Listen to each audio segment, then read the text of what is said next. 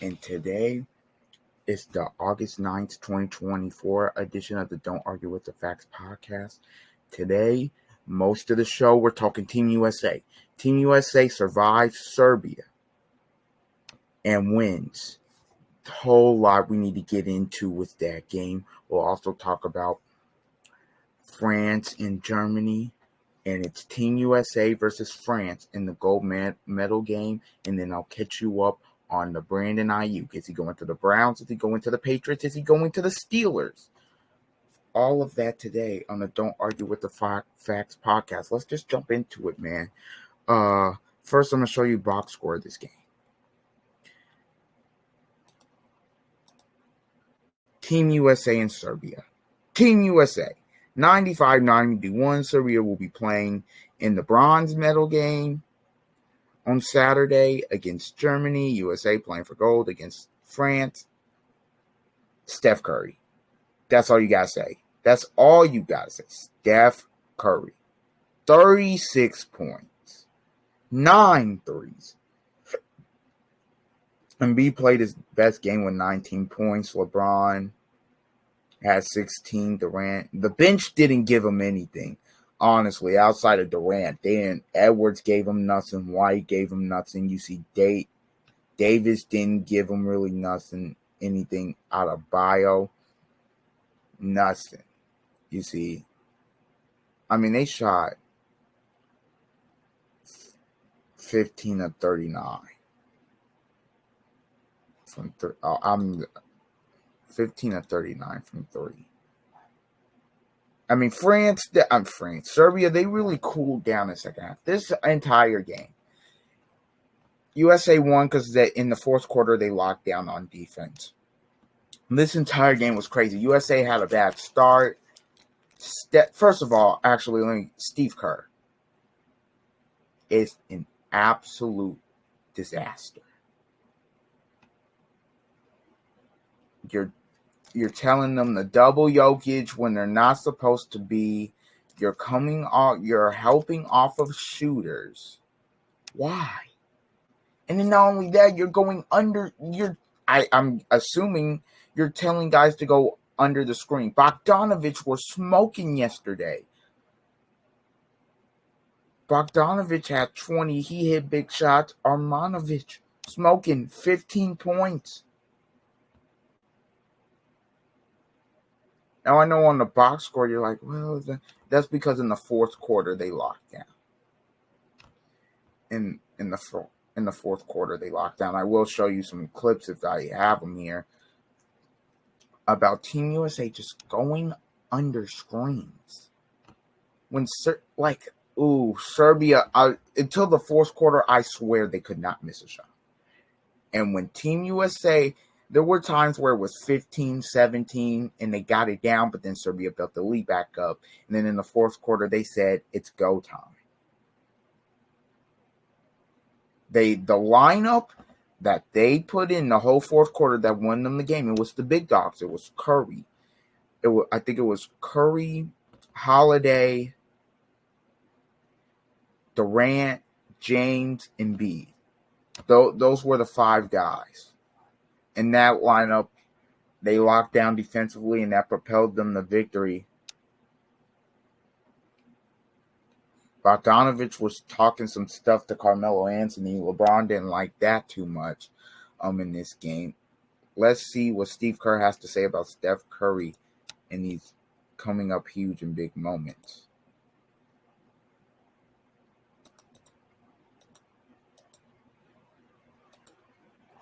That's not that.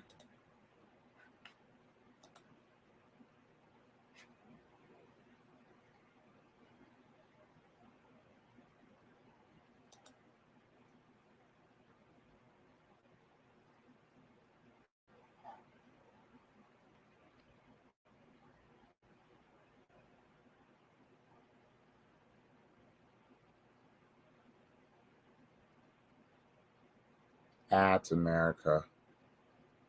You guys need a filmer. You film like skateboarding. Yeah, so USA was really good though in the fourth quarter. Have you ever played the Nevis game before? They locked it down. I don't Nevis? know why they couldn't have done that for the first no game, three quarters. I will get into Steve Kerr trust because I'm just You've gonna seen so many of Steph's win. big performances, but where does this one, rank for you in his career? It's impossible to rank Steph's performances because there have been so many of them, so many big games. But it's different playing for USA basketball than it is playing for your NBA team. You're literally playing for your country. And so it didn't surprise me at all that Steph had the game that he did. He always comes up big when he's needed the most. But it was the competitive spirit of the whole group that really stood out to me. And we needed everything because Serbia played, I thought, the perfect game. They were amazing. And we had just enough time to make the comeback and catch them at the end. But our guys were incredible. LeBron and Kevin and Book with his defense down the stretch. And Joel, the way he battled Jokic and made those big plays in the fourth quarter. What an incredible effort from our group. Incredible effort. Yeah. They won in spite of Steve Kerr. Let's just call it what it is. They won in spite of Steve Kerr. First, the quote, if I have it on my phone here, because I don't, because they won in spite of Steve Kerr. This is the quote.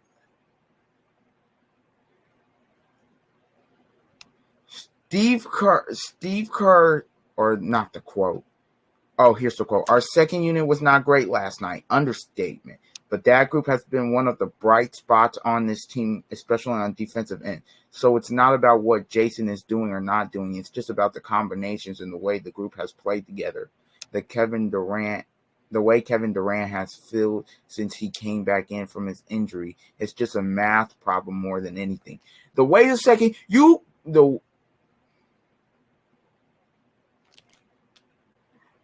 And he shouldn't have, and again, Jason Tatum not playing okay for matchups, but you couldn't get him in because here's my whole thing. It's not the fact that Jason Tatum didn't play here in this game. It's the fact that your second unit played so bad that, you couldn't have put him in for Bam. Bam didn't give you anything yesterday. Yeah, I gave you something for most of the tournament, but he didn't give you anything yesterday.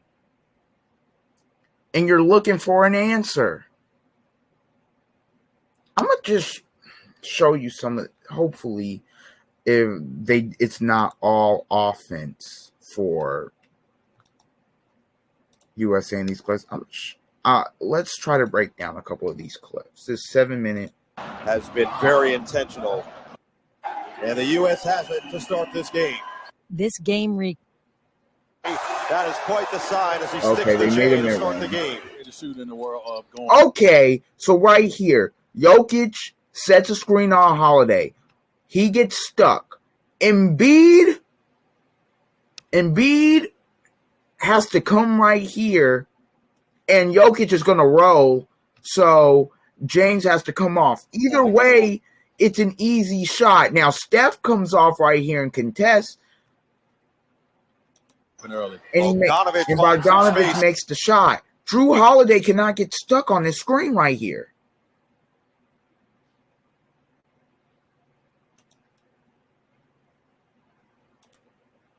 Start the game. Drew cannot get stuck right here. Drew's got to continue to fight. Or if I'm Joel Embiid, I have to be attached with my arms extended. Going and get him open early. Doesn't do that. Bogdanovich makes a mid-range. Decent response. We know great. Steph will stay there. You get beat off the dribble. Oh, who's coming out? Okay, Steph gets beat off the dribble right here. Joel Embiid. This is Jokic is setting this down screen so Bogdanovich can curl. Joel Embiid has to help. He helps, but Jokic is wide open either for three or he can come in and take two. The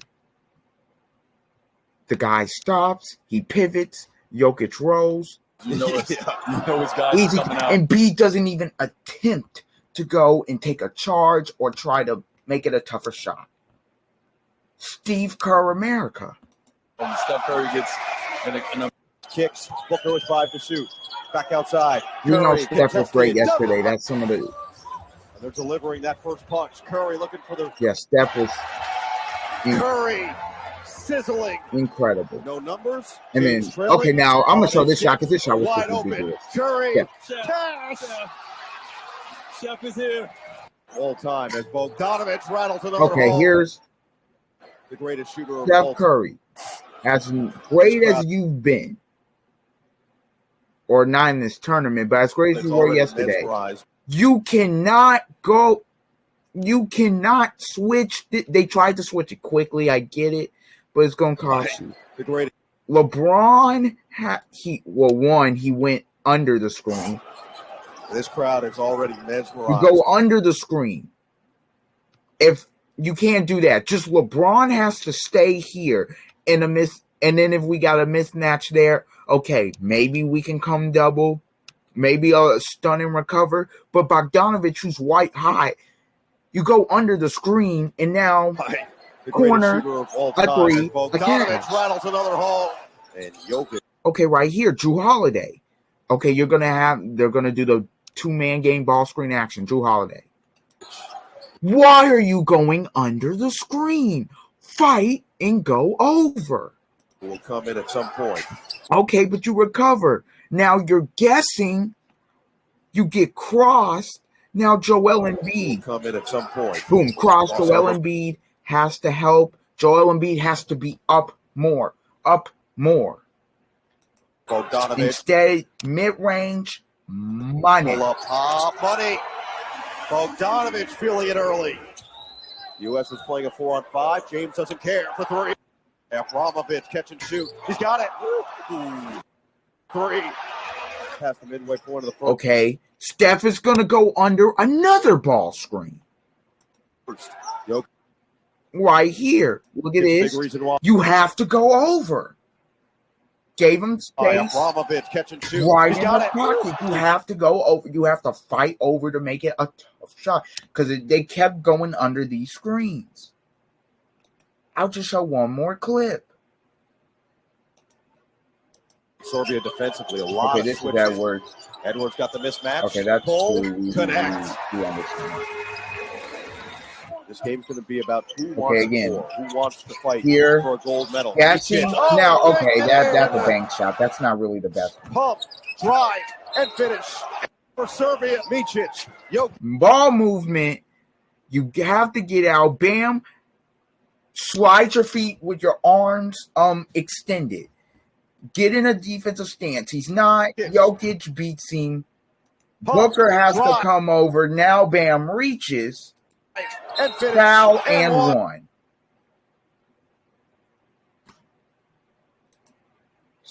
America.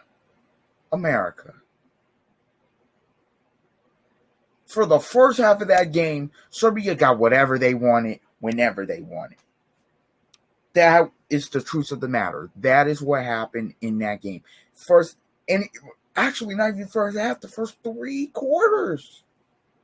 Now, fourth quarter, USA buckled down. But Steve Kerr, and also here's a gripe with Steve Kerr. Steph Curry was white hot. He was the only reason you were in the game for the first quarter. You take him out. That's not my issue, taking him out. They give him a rest. Why is he resting for so long? Why? I don't get it. They took him out and they did this twice, and the lead went back up. Or the lead went back up for Serbia. I just,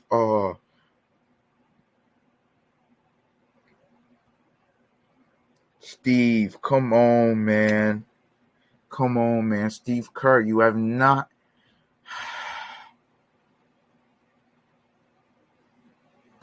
They've got to be better. And I get it. Serbia had a counter for what USA wanted to do. And it's hard to beat a team 3 times regardless.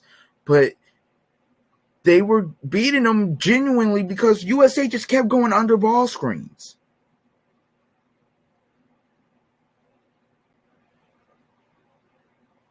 and not being connected on ball screens with their arms extended. Gosh, man, Steve Kerr, bro, this game, it was so wild. No, Team USA, they had to put the big dogs in, and they were like, "Hey, we're Kerr to his credit, he put the big dogs in and said, hey, we're either going to get to the gold medal game on this, or we're going to be disappointing and lose on this." And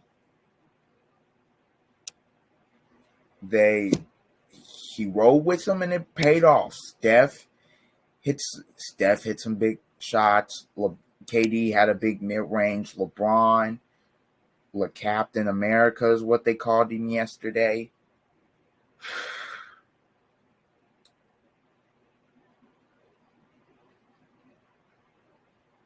Man, what a game that was yesterday. Now, the first game of the day, as we switch gears here, was France and Germany.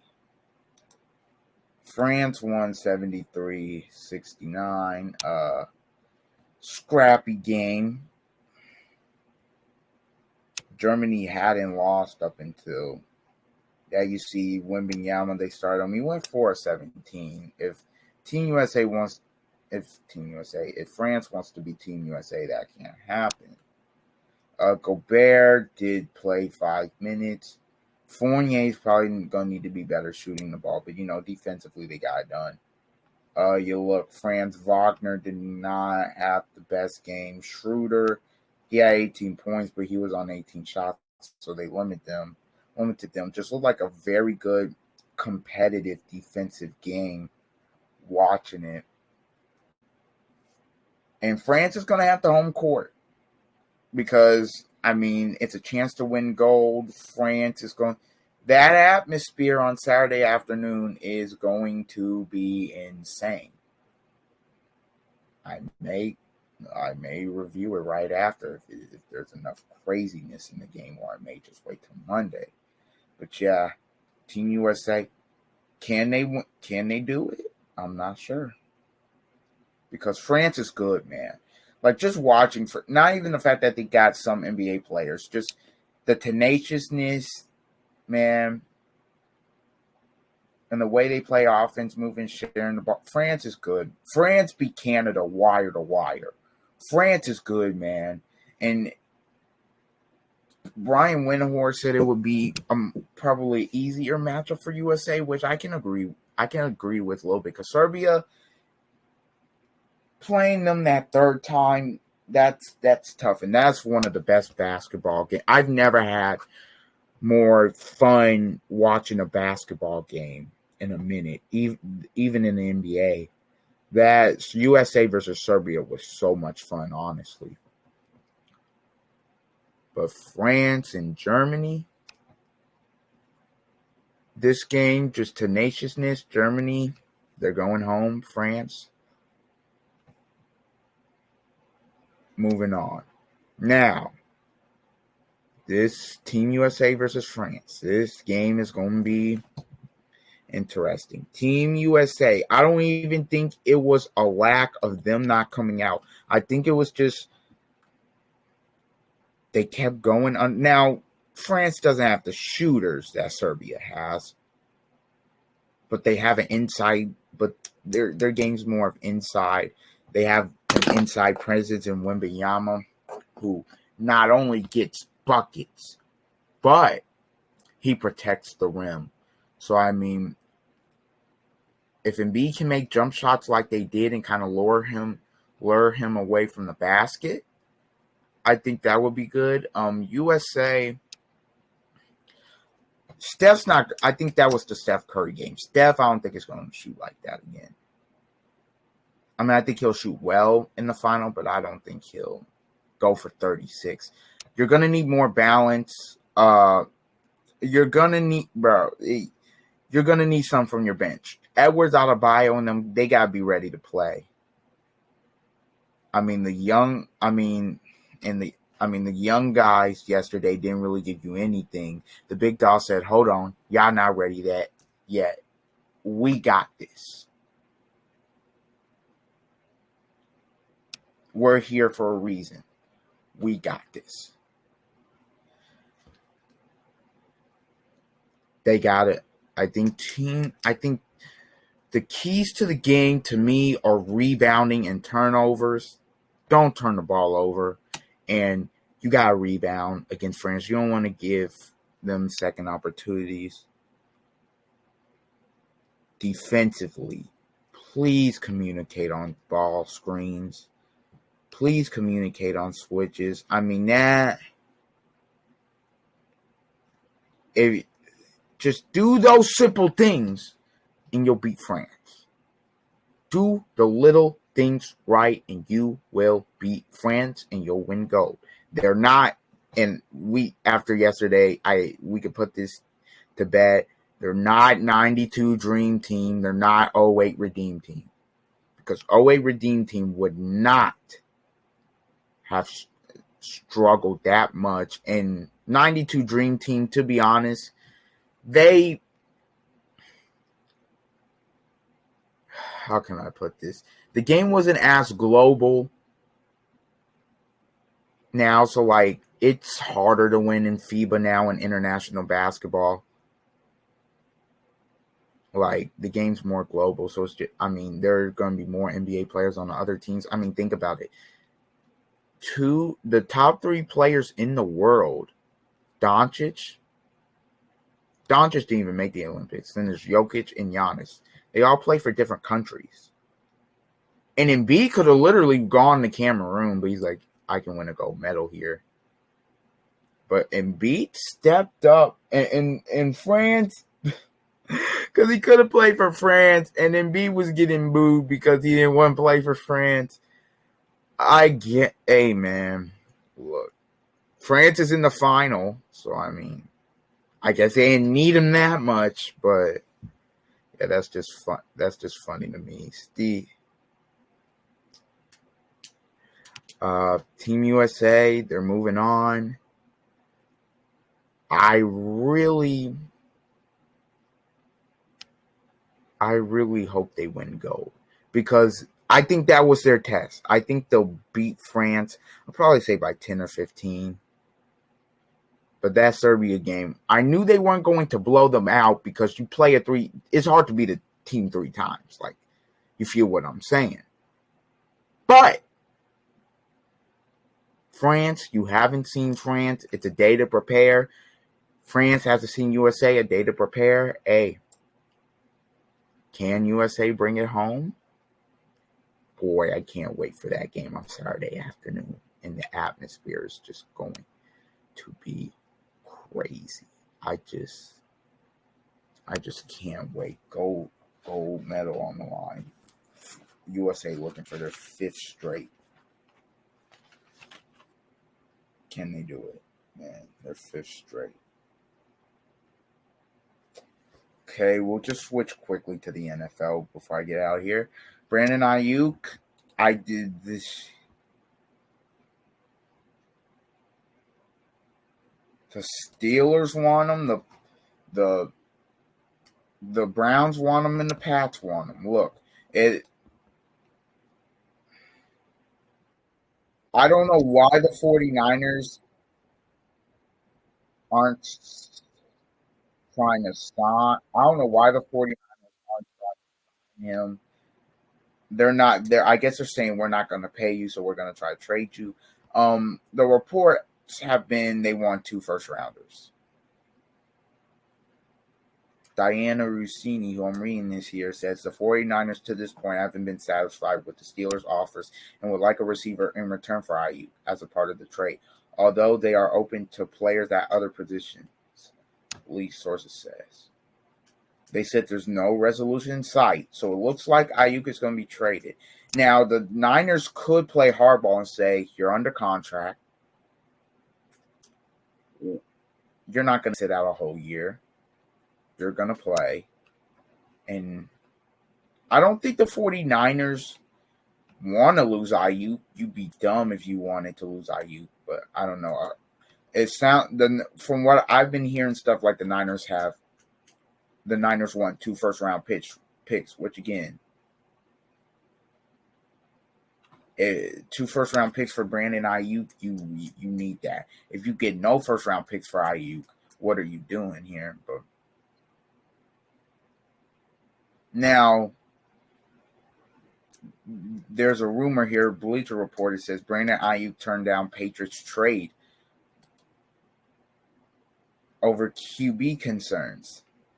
Because, well, I mean, if you look at the Steelers, you got Russell Wilson and Fields. If you look at the Browns, there's Deshaun Watson. Those are 3 guys that are pretty proven in this league. I mean, Deshaun Watson hasn't been, like, up to snub, but if he can stay, I mean, it was kind of getting back into some good QB form until he got hurt last year. And then Wilson, him and Fields played good last year. Wilson for the Broncos and Fields for the Bears.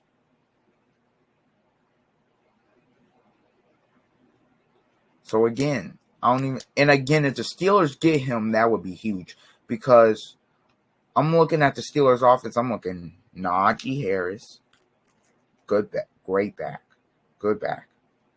Jalen Warren, that big play back.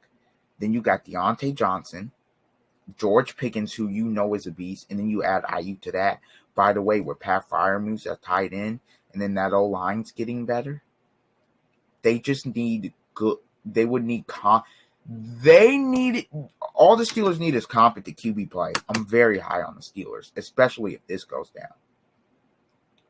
But who knows, man? The Browns, they need somebody other than Amari Cooper. If they get Aiyuk, it would be bad. If they got Aiyuk, it would be bigger for them than probably Pittsburgh, because the Browns, I mean, I guess Cooper is your clear number 1, but he also is getting up there in age. So again, the Niners do want to come to a resolution, but you got to pay him.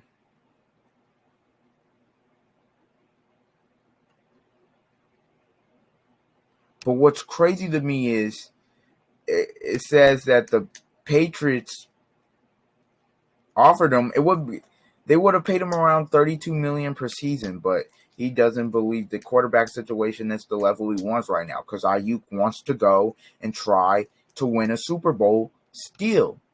He probably feels like he could potentially do it with the Browns and the Steelers, but the Patriots are in a rebuild. As much as I think Drake May is going to be good, they're in a rebuild. So you're asking a guy to take all this money, and then you're probably not going to be able to compete for a good 3 years or 2-3 years.